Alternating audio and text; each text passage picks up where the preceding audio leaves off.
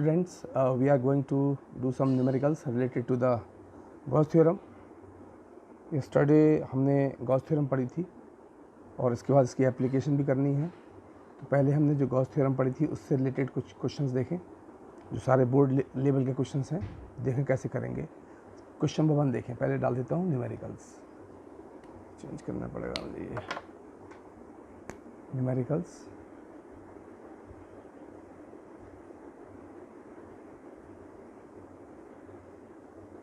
On Gauss theorem. Gauss theorem देखिए बच्चों कैसे करेंगे. सबसे पहले एक क्वेश्चन करते हैं, बहुत अच्छा क्वेश्चन है. हम एक सपोज मैंने एक सर्कल लिया, एक सर्कल है बेटा, समझें क्वेश्चन को. मैं लिख नहीं रहा हूँ, कोशिश ये करें इसी से आप क्वेश्चन को फ्रेम कर लें कि लिखने में टाइम भी वेस्ट होगा. न्यूमेरिकल ज़्यादा से ज़्यादा होने चाहिए आपके. तो देखिए आप, मैंने क्या किया, यहाँ पर मैंने एक रिंग लिया, ये रिंग है, इसकी रेडियस r है, और इसको मैंने चार्ज q दे दिया. यूनिफॉर्मली चार्ज है इस पर q. ठीक है. अब मैंने क्या किया, एक स्फीयर लिया. स्फीयर लेने के बाद मैंने इसके ही सेंटर से, इट मीन्स मैंने मान लिया उस स्फीयर की सर्कमफ्रेंस जो है ना, उस स्फीयर का सेंटर मान लो इस सर्कल की सर्कमफ्रेंस पर हो, है ना. मैंने क्या किया, एक चार्ज लिया और मैंने चार्ज लिया, एक रिंग पर स्प्रेड कर दिया यूनिफॉर्मली. और मैंने क्या किया, एक स्फीयर लिया, मैंने इमेजिन किया एक स्फीयर है मेरे पास, और उस स्फीयर को इस तरह से इससे कांटेक्ट में लेकर आया कि स्फीयर का सेंटर इस रिंग की सर्कमफ्रेंस पर है ना. तो कुछ ऐसा होगा.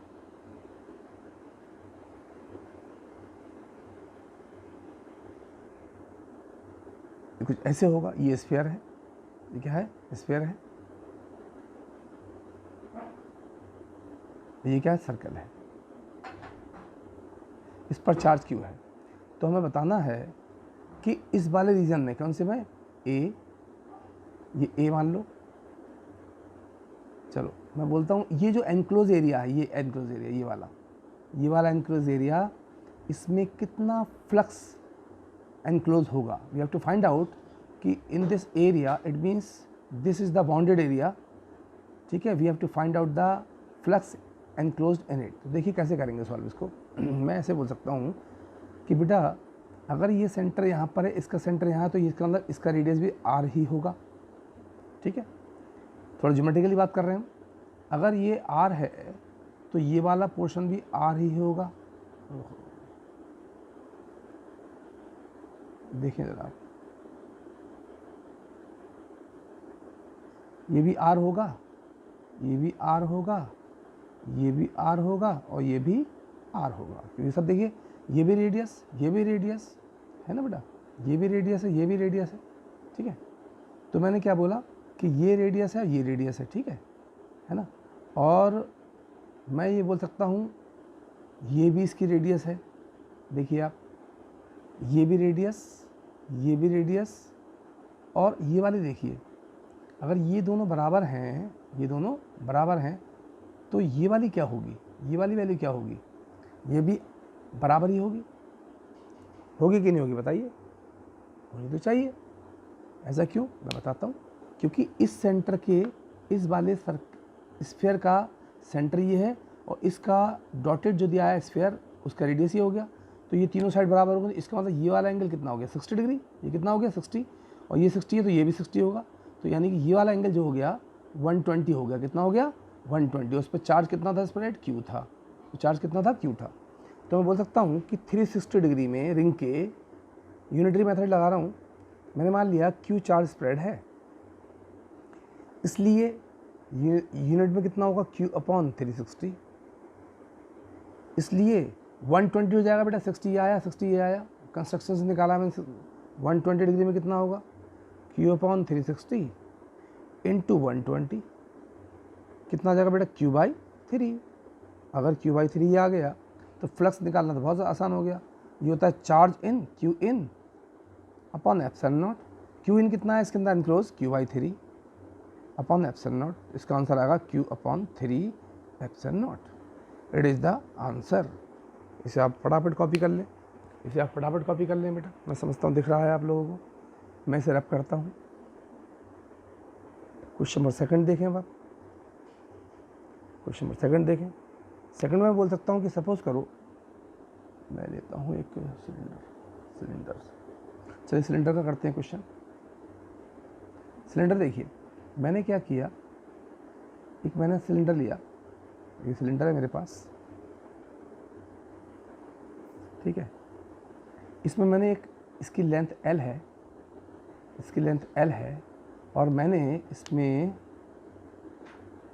एक वायर डाल दिया, ये वायर डाल दिया बेटा ऐसे करके, ठीक है, बिल्कुल सेंटर इसके एक्सिस पर डाल दिया है, और उस पर चार्ज क्यू स्प्रेड है और यूनिफॉर्मली चार्ज है। हम केवल यूनिफॉर्मली की बात कर रहे हैं, नॉन यूनिफॉर्म चार्ज होगा तो कुछ अलग चीज़ें होती हैं, उसमें इंटीग्रल करना पड़ता है, मैं बाद में बात करूँगा उसकी, ठीक है।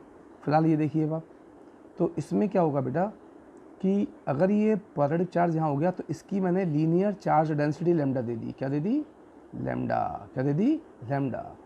तो हमें निकालना है कि इस वाले सिलेंडर में कितना फ्लक्स एनक्लोज होगा, इसमें निकालना है हमें कितना फ्लक्स एनक्लोज होगा। तो देखिए आप, अगर कभी भी लैम्डा दिया है तो हमें पता है चार्ज पर यूनिट लेंथ होता है, लेंथ भी तो इसकी एल होगी ना वायर की, तो इससे चार्ज निकल के आ जाएगा, इस वायर पर कितना चार्ज होगा, इस वायर पर कितना चार्ज होगा, lambda L, because we have already given lambda is equal to linear charge density, यानी कि चार्ज पर यूनिट लेंथ, तो इससे क्यों निकल के आ गया। अब फिर लगा दीजिए फॉर्मूला, क्या होता था, Q in upon epsilon not, Q in कितना है इसमें, लैम्डा एल है, अपॉन एप्सिलॉन नॉट, ये मेरा रिक्वायर्ड आंसर आ गया। इसे भी आप आराम से कॉपी करेंगे, मैं दूसरा लिखता हूँ इसको रब करके, आराम से कॉपी करिए इसको, रब कर रहा हूँ बेटा मैं इसको, ठीक है। देखिए नेक्स्ट, मान लिया थर्ड क्वेश्चन देखें, मान लो थर्ड क्वेश्चन इस सिलेंडर का हो गया। एक ऐसे भी क्वेश्चन आ जाता है बेटा क्यूब के, देखें बहुत सारे क्वेश्चंस आ जाते हैं, और देखें आप 12th में प्लस कंपटीशन में आपको मिलेंगे ही मिलेंगे ऐसे क्वेश्चंस।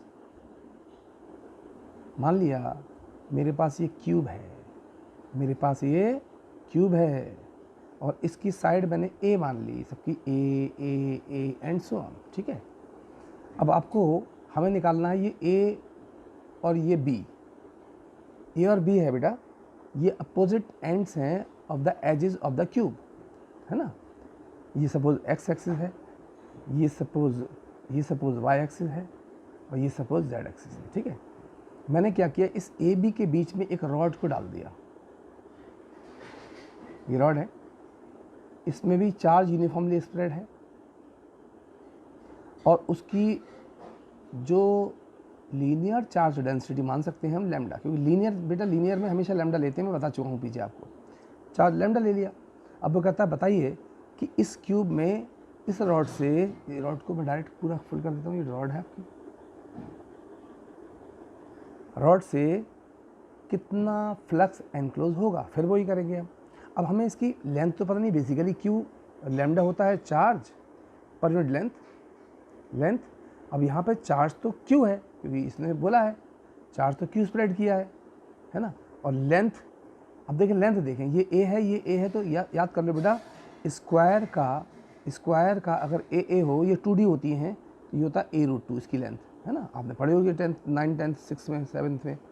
और अगर मान लो ये क्यूब हो, ठीक है बेटा, तो ये डायगोनल कितना होता है, a√3, क्या a√3 याद रख लेंगे, तो ये हो जाएगी लेंथ a√3, क्या हो जाएगी, a√3 हो जाएगी, तो हो जाएगी लेंथ हो जाएगी मेरी a√3, ये आ गया लैम्डा।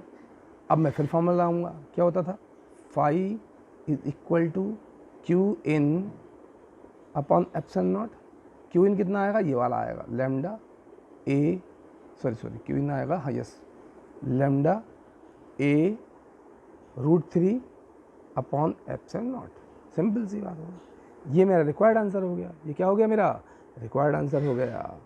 और ये वेबर में आती हैं, ये तो पता ही है आपको, इसे भी आप कॉपी करेंगे, फिर मैं नेक्स्ट बताता हूँ आपको। नेक्स्ट देखें आप, मैंने इसको भी रब कर दिया,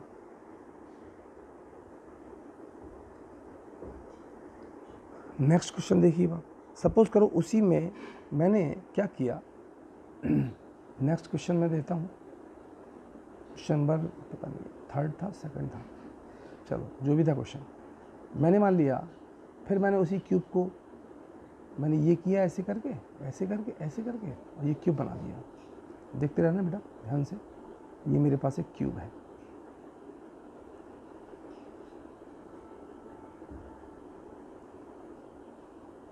ये क्यूब है, ए इसकी एज की लेंथ है। अब देखें आप ज़रा, अगर मुझे मैंने बोला कि मैंने एक चार्ज को इसके एक फेस पर रख दिया, इसे बोलते हैं फेस सेंटर्ड। क्या बोलते हैं, केमिस्ट्री में पढ़ा होगा आपने, यूनिट सेल है ना, सॉलिड स्टेट में था यूनिट सेल केमिस्ट्री में, तो उसी में ही उसी का क्वेश्चन बना हुआ है उस तरह का ही। इसमें चारों तरफ एटम होते हैं, 1/8 कंट्रीब्यूट करता है यूनिट सेल बनाने के लिए। तो इसके इस एंड पर मैंने एक चार्ज सपोज करो क्यों रख दिया, चलो ठीक है। अब हमें बताना है कि इस चार्ज से इसमें कितना फ्लक्स जाएगा।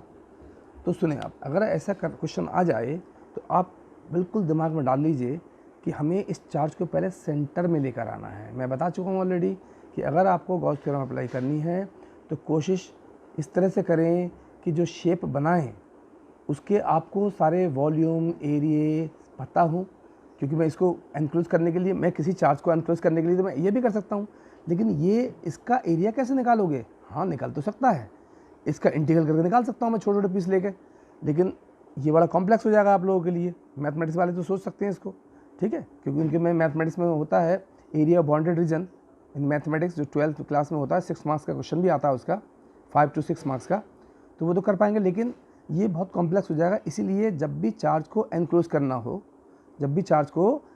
करना हो तो कोशिश ये करें कि हमारी नोन बॉडीज़ होनी चाहिए जिसके हमें एरिया वॉल्यूम पता हो।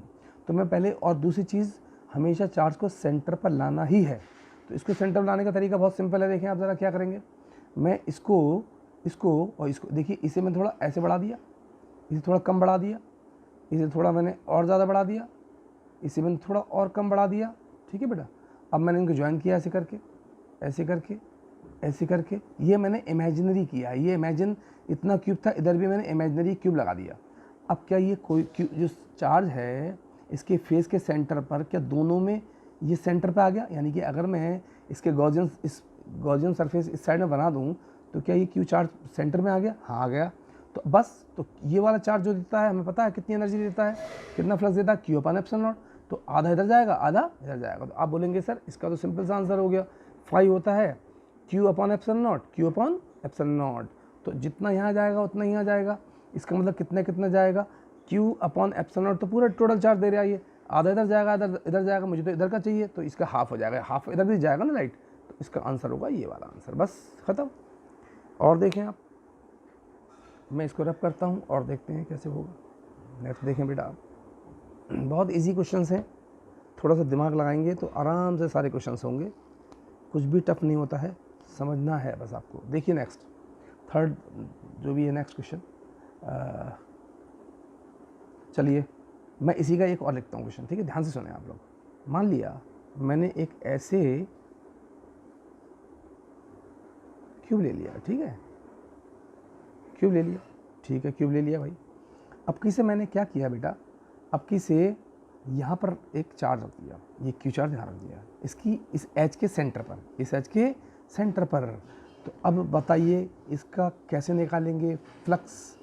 तो सुनिए आप, इसका फ्लक्स निकालना फिर वही वाली बात है, इस चार्ज को किसी तरह इस तरह से गॉसियन सरफेस बनाएं कि ये चार्ज सेंटर में आ जाए। तो इसको सेंटर में लाना, देखें क्या, एक मेरा ये था, ठीक है बेटा, एक ये था ना, और यहाँ पर मैंने एक ब्लॉक लगाया था नहीं लगाया था, ठीक है।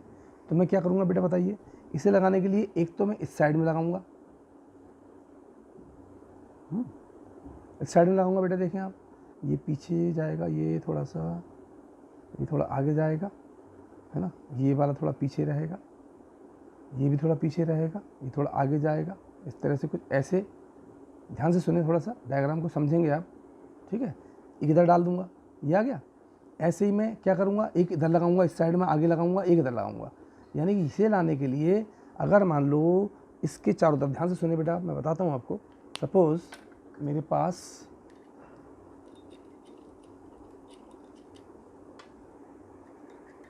ये सपोज करो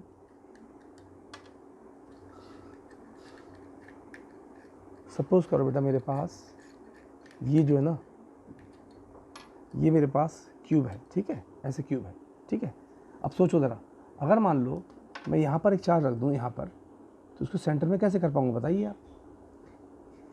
बिल्कुल सेंटर में लगाया ना, तो एक तो यहाँ जाएगा क्यूब, ठीक है बेटा, एक यहाँ जाएगा क्यूब, है ना, तो फिर और एक तो यहाँ जाएगा, इसका मतलब ये हुआ एक सेंटर यहाँ आ जाएगा, एक और लगाना पड़ेगा, इसे मुझे 3 क्यूब लगाने पड़ेंगे इसमें सेंटर में लाने के लिए। कितने लगाने पड़ेंगे?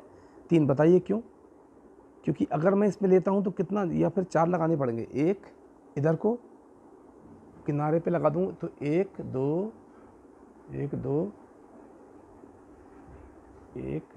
3 4 लगाने पड़ेंगे बेटे इसमें। देखो ज़रा, देखिए आप ज़रा, ये अभी तो यहाँ पर देखिए, अब ये एक इधर लगा दिया मैंने, है ना। अब मैं इसके आगे एक लगा दूँ, यहाँ पर एक लगा दूँ इसके आगे, तो ये सेंटर में आ जाएगा नहीं आ जाएगा?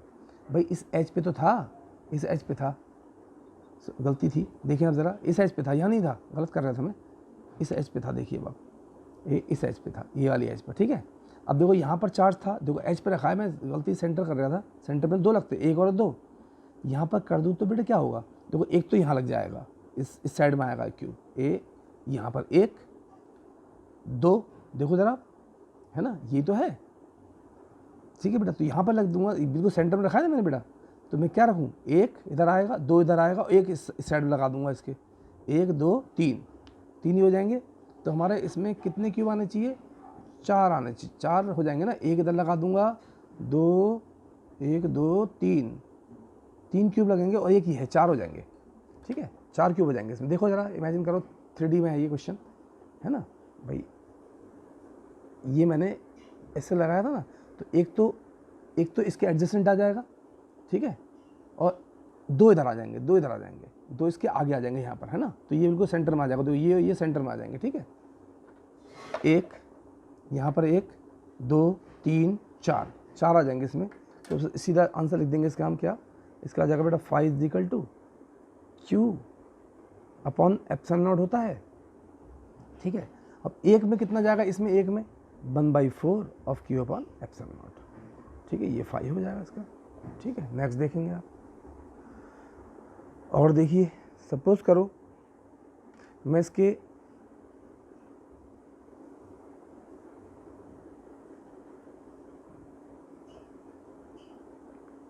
इस कॉर्नर पे लगा दूं, तब क्या होगा, इसे भी कवर करिए आप। इसमें क्या होगा, 1 2 3 4 5 6, इसमें इसे कवर करने के लिए बेटे ये ऊपर एज पे है, तो 4 नीचे 4 ऊपर आएंगे, तब ये बिल्कुल सेंटर में आएगा, तो ये 8 हो जाएंगे। तो इसका 5 कितना आना चाहिए, 1/8 of Q/ε0, ठीक है बेटा। बहुत सिंपल से क्वेश्चन है, बस आपको इमेजिन करना है, 3D है ये, ठीक है बेटा। ये समझ में आ गया होगा आपको, बहुत बढ़िया। मान लो और बताता हूँ मैं इस तरह का क्वेश्चन। सपोज करो मेरे पास ये एक क्यूब दे दिया है, फिर बहुत सारे क्वेश्चन बन सकते हैं, और थोड़ा देखें आप किस तरह से सॉल्व हो सकते हैं क्वेश्चन। ये ऐसे क्वेश्चन बहुत सारे बन सकते हैं, इसमें कोई टफ वाली बात नहीं है। ये ए ठीक है। तो मैंने क्या किया, मैंने यहाँ से यहाँ तक एक रॉड डाल दी, और उस पर फिर चार्ज स्प्रेड कर दिया, ठीक है बेटा। उसकी लेंथ जो थी वो यहाँ पर सेंटर है, तो ये a/2 थी, और ये भी a/2 थी, यानी a लेंथ की मैंने एक रॉड डाल दी, इसकी लेंथ यहाँ भी a/2 है, यहाँ भी a/2, अंदर a/2 बाहर भी a/2। तो हमें फ्लक्स निकालना है। तो आपको पता है जब भी आपको लीनियर कोई चार्ज दिया होगा तो उसका लैम्डा दिया होगा, लैम्डा दिया है, और क्यू चार्ज दिया है। तो कैसे करेंगे इसको, देखिए आप ज़रा। पहले लीनियर चार्ज डेंसिटी क्या होती है, चार्ज पर यूनिट लेंथ। तो चार्ज केवल एनक्लोज बॉडी का चार्ज लेंगे, बाहर से हमारा कोई मतलब नहीं। तो चार्ज पर यूनिट लेंथ तो ये हो जानी चाहिए, ये कितनी है, a/2 है। सेंटर से देखो ये a थी, तो ये a/2 हो जाएगी, a/2, ये मेरी चार्ज पर यूनिट लेंथ आ गई, ठीक है। बट इससे चार्ज निकाल लेंगे, चार्ज आ जाएगा लैम्डा × a/2। अब लगा देंगे 5 क्या होता है बेटा, ये होता था चार्ज पर, सॉरी ये charge upon epsilon not, charge in वाला इन वाला कौन सा होगा बेटा, ये वाला तो होगा, इन वाला ये बाहर वाले से हमारा कोई मतलब नहीं है। तो अगर lambda A by 2 upon epsilon not, यहाँ बोल सकता हूँ lambda A upon 2 epsilon not. Simple सा क्वेश्चन हो गया, देख लिया, आराम ने कर लिया होगा आपने, ठीक है, बहुत बढ़िया। और देखें आप क्वेश्चन इसके,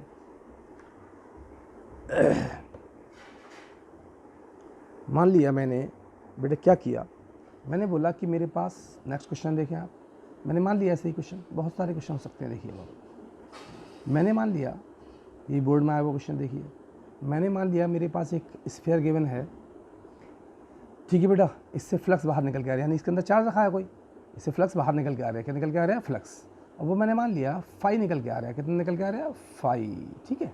अब चार्ज मुझे पता नहीं कितना है इसके अंदर, ठीक है बेटा, मैंने क्या किया, एक स्फीयर लिया और उसमें मैंने क्या करा, एक कोई चार्ज रखा होगा, मैंने मान लिया, चलो सपोज चार्ज ही रख दिया था, है ना, चार्ज रख दिया, तो इसमें फ्लक्स कितना आ रहा था, फाई आ रहा था, ठीक है। अच्छा, अगर ये फाई फ्लक्स आ रहा है तो मैं ये बोल सकता हूँ कि अगर इसके अंदर 60 माइक्रोकूलम चार्ज और बढ़ा दूँ, किसके अंदर, इसके अंदर, किसके अंदर, इसके अंदर कितना, 60 माइक्रोकूलम बढ़ा दीजिए। अगर मैं इसी स्फीयर के अंदर 60 माइक्रोकूलम चार्ज और डाल दूँ, मोर चार्ज एट सेंटर 60 माइक्रोकूलम, तो बताना है कि डाल देते हैं तो फ्लक्स जो होता है ना, फ्लक्स बढ़ जाएगा, देन फ्लक्स क्या हो जाता है, फ्लक्स जो हो जाता है, मैं बोल रहा हूँ बस अब समझेंगे, फ्लक्स जो हो जाता है वो, सपोज करो इसका बढ़ने के बाद ये फ्लक्स बढ़ेगा 7 टाइम्स हो जाता है, मैंने मान लिया, ठीक है। तो बताना है इसमें इनिशियली चार्ज यानी कितना चार्ज मैंने रखा था। तो देखो बहुत सिंपल है, हमने पढ़ा है फाई इज इक्वल टू होता है क्यू अपॉन एप्सिलॉन नॉट, तो इसके अंदर फाई जो होता है वो डायरेक्टली प्रोपोर्शनल चार्ज होता है, जितना ज़्यादा चार्ज उतना ज़्यादा फ्लक्स। तो बोल सकता हूँ simple phi 1 upon phi 2 is equal to Q1 upon Q2, ठीक है, डायरेक्टली प्रोपोर्शनल है। पहले मेरा कितना था, पहले मेरा इज इक्वल टू था फाई, अब कितना हो गया 7 फाई, Q इनिशियल मुझे पता नहीं है, Q फाइनल कितना हो गया था, पता है कितना हो गया, Q1 प्लस 60, क्योंकि Q1 तो ऑलरेडी था, 60 और डाल दिया। इस सॉल्व कर लेते हैं, फाई से फाई उड़ गया, ये आ जाएगा बेटा, ये आ जाएगा बेटा Q1 plus 60 is equal to 7 Q1 plus 60, सही कर रहे हैं ना, हाँ देखिए आप देखते रहिए, और इसको इधर ले जाइए, तो 60 is equal to 7 Q1 minus का Q1, तो Q1 हो जाएगा 6 Q1, यानी कि ये हो जाएगा बेटा 6 Q1 हो जाएगा ना, ये इज इक्वल टू 60, तो 10, यानी कि Q1 जो था वो 10 माइक्रोकूलम था इसके अंदर पहले ऑलरेडी। आराम से कॉपी कर लीजिए, फिर से समझ लें आप।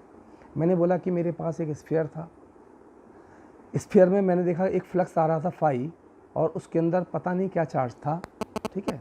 मैंने क्या किया, उस स्फीयर के अंदर 60 माइक्रोकूलम चार्ज और प्लेस कर दिया, तब उसमें देखा फ्लक्स ज़्यादा आने लगा और वो 7 फाई हो गया। तो हमें बताना है, we have to find out कि how much the initial charge was inside the sphere. तो इसे करने के लिए we already know that phi is equal to q upon epsilon naught, and we know that when the q is increased then the phi is also increased because epsilon naught is constant value, okay, so we can say both are directly proportional, इसीलिए मैंने दोनों को इस तरह use किया, phi 1 upon phi 2 is equal to q1 upon q2। अब मैंने phi 1 phi दिया था, ये phi 2 हो गया था 7 phi, ये q1 प्लस 60 क्योंकि because we have added more 60 microcoulomb inside the sphere, so q1 तो ऑलरेडी था, ठीक है, it is added with the 60 and 5 से 5 उड़ाया मैंने, तो ये हो जाएगा बेटा Q1, यहाँ पर ये आया मैं, Q1 plus 60 is equal to 7 Q1, इससे 60 इज इक्वल टू, इससे मेरा क्या आएगा Q1, यानी कि इसमें इनिशियली चार्ज इतना था। इसे कॉपी कर लें, हम नेक्स्ट कर रहे हैं, इसे भी मैंने रब कर दिया बेटा।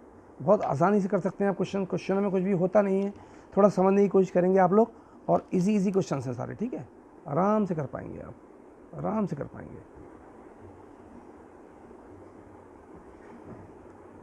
और देखिए आप इसमें और क्वेश्चन भी कर सकता हूँ, इसे रब कर दिया मैंने, ठीक है। देखिए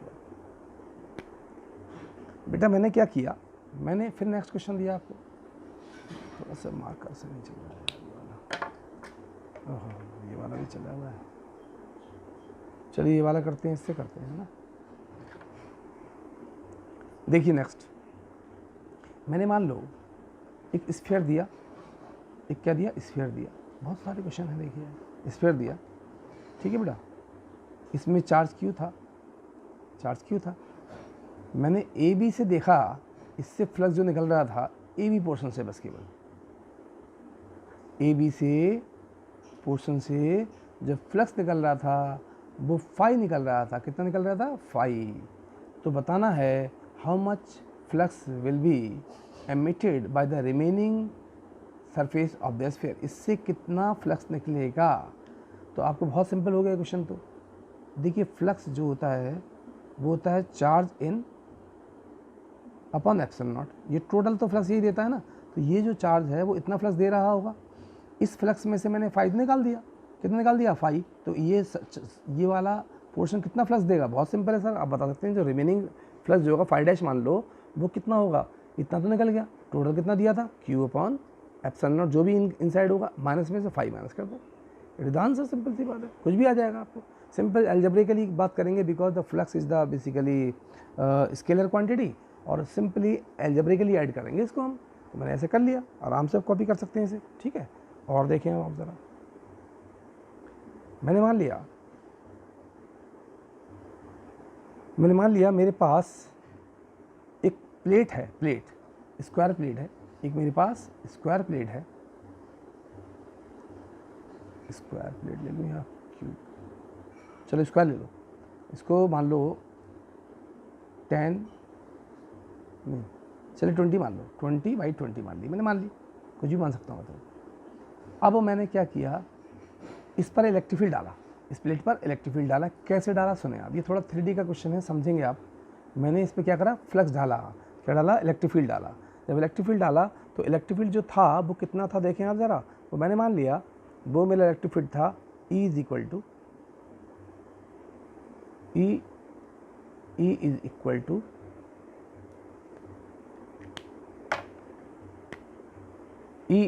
to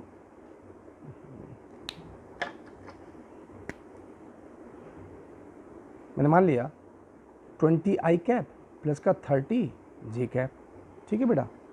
20 I cap plus 30 J। थोड़ा वेक्टर का क्वेश्चन थोड़ा समझेंगे, आपको टफ नहीं है, समझे ज़रा इसको। तो हमें फाइंड करना है बेटा इलेक्ट्रिक फ्लक्स। क्या करना है, फ्लक्स निकालना है। कहाँ से, XY प्लेन से, YZ प्लेन से और ZX प्लेन से। यानी कि कहने का मतलब क्या हुआ कि अगर मैं पहले इस एरिया को XY प्लेन में रख दूं तब कितना फ्लक्स जाएगा। उसके बाद मैं क्या करूं बेटा, इसी वाले एरिया को, जो मुझे प्लेट दी है, सॉलिड प्लेट दी है, इससे मैंने YZ प्लेट में रख दिया, YZ प्लेन में रख दिया, तब कितना फ्लक्स जाएगा। फिर मैंने ZX में रख दिया तो कितना फ्लक्स जाएगा। देखें आप ध्यान से। आप बेटा आपको पता है कि हमेशा नॉर्मल वेक्टर का इसके अंदर फाई जो होता है वो होता है E डॉट ds, होता है कि नहीं होता है, E डॉट ds होता है, आपको पता है। जहाँ पे आपको पता होगा नॉर्मल वेक्टर, जो E और नॉर्मल वेक्टर के बीच में एंगल होता है थीटा, ठीक है। तो देखिए थीटा देखना पड़ेगा हमें, कैसे करेंगे इसे, मैं इसे रब कर देता हूँ, देखें कैसे सॉल्व करेंगे। सुनिए आपको कुछ नहीं करना है, पहले एक 3D बना लीजिए, 3D बना लीजिए। ये x मान ली, ये y मान ली और ये z मान ली, ठीक है। अब सबसे पहले ने कहाँ रखा है प्लेन को, एरिया को कहाँ रखा है, XY प्लेन में। XY प्लेन कौन सा, ये वाला प्लेन, देखो ये वाला है ना।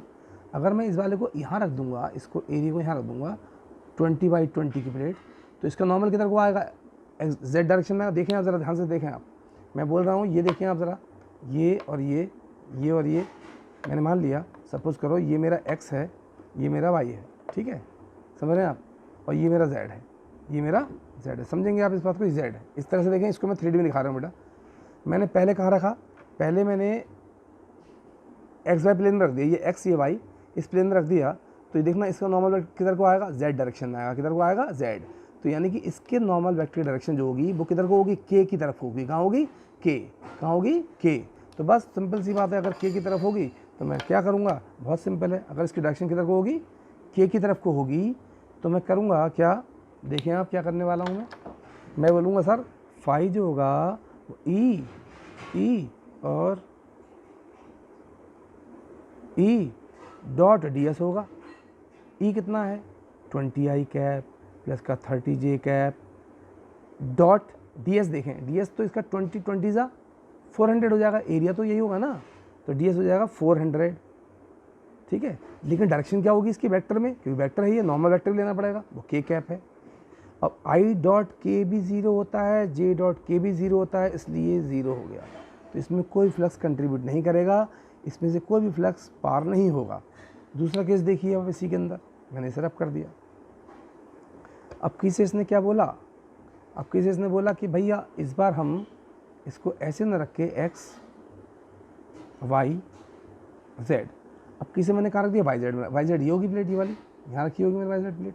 अगर वाई जेड में रखूँगा तो इसका नॉर्मल इधर को आएगा, एक्स डायरेक्शन में नहीं आएगा, बताइए भाई। वाई जेड में रखूँगा, वाई जेड में रखूँगा तो इसका नॉर्मल ऐसे आएगा, वाई जेड प्लेन है ये, सब वाई जेड प्लेन है, वाई है जेड ये है, इसमें रखूँगा तो क्या आएगा एक्स पर आएगा।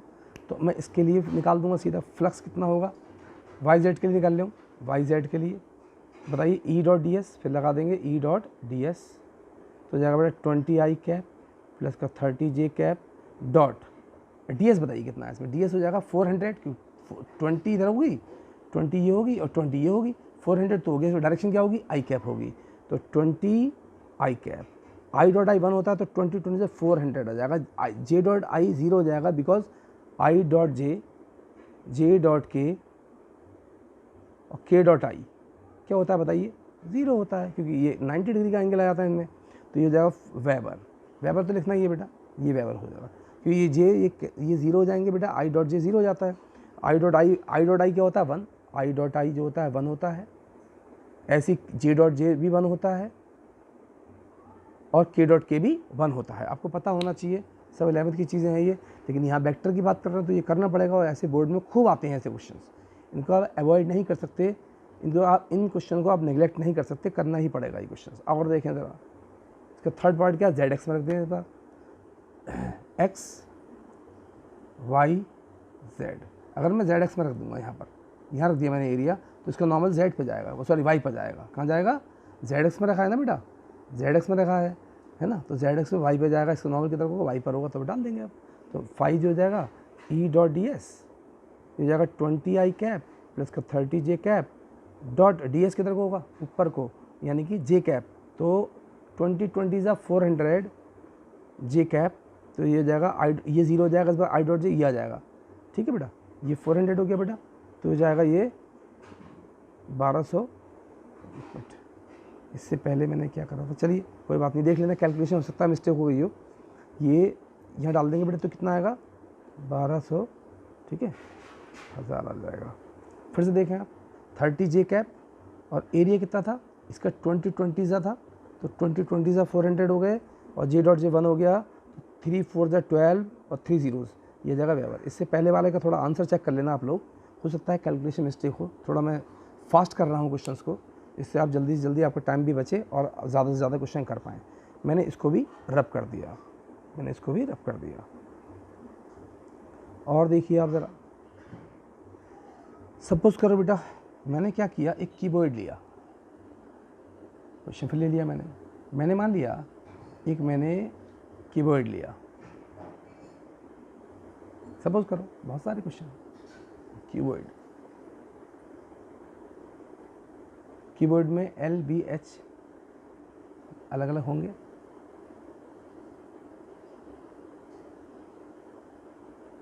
और मैंने ये इस तरह से एक कीबोर्ड बना लिया। मैंने मान लिया ये इसकी लेंथ है, ये इसकी विड्थ है, ये इसकी हाइट है, ठीक है, इसकी हाइट है ना।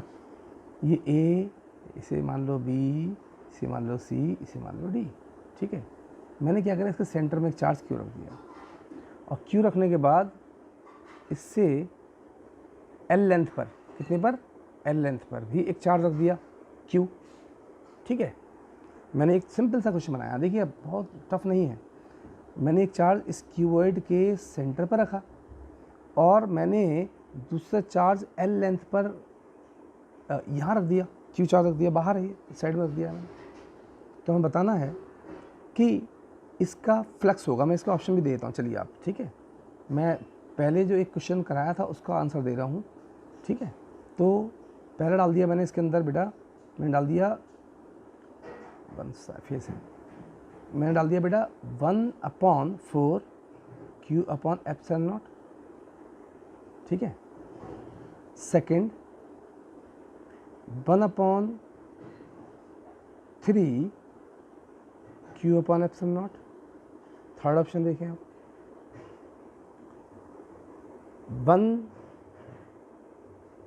1/6, ठीक है, L Q/ε0 L। हाँ, और फोर्थ दिया है नन ऑफ दीज। तो बताना है इसका आंसर क्या होना चाहिए है बेटा, क्या आंसर होना चाहिए, सोचें ज़रा इसका आंसर। इसका आंसर होगा नन ऑफ दीज। कारण क्या है बेटा, क्यूबॉइड में 1/6 तो जाएगा नहीं, और दूसरी चीज़ इस बाहर वाले से मेरा कोई लेना देना नहीं है, प्लस तो एनक्लोज बॉडी में होगा। और अगर ये क्यूब होता, मैंने एक लास्ट अपने लेक्चर में आपको बताया था कि मैंने आपको क्या दिया था, एक क्यूबॉइड दिया था, फिर मैंने इससे पूछा, सॉरी एक मैंने प्लेट दी थी, ये उसका आंसर दे रहा हूँ। मैंने पीछे वाले चैप्टर मैंने क्लास में बताया था आपको, मैंने एक ये एल दी थी, ये बी थी, यहाँ पे एक चार्ज रखा था, तो उसमें पूछा था। तो बेसिकली क्या है बेटा, इसमें ये 1/6 अगर ये क्यूब होता तो इस वाली फेस पे जाता 1/6 Q/ε0। चूँकि क्यूबॉइड है तो ये जो क्यू चार्ज है क्यूबॉइड के अंदर रखा हुआ है, तो इस क्यू चार्ज जो होगा हर एक फेस से सेंटर पर नहीं हो सकता, कहीं डिस्टेंस की ज़्यादा होगी, कहीं कम होगी, लेंथ से ज़्यादा होगी, विड्थ से कम होगी। लेंथ से ज़्यादा होगी चार्ज की डिस्टेंस इस वाली फेस से, और इस वाली फेस से ज़्यादा होगी, और इस वाली फेस से कम होगी। तो ये इसका मतलब ये इक्वली डिस्ट्रीब्यूट नहीं होगा, इसलिए इसमें से कोई सा भी आंसर पॉसिबल नहीं है।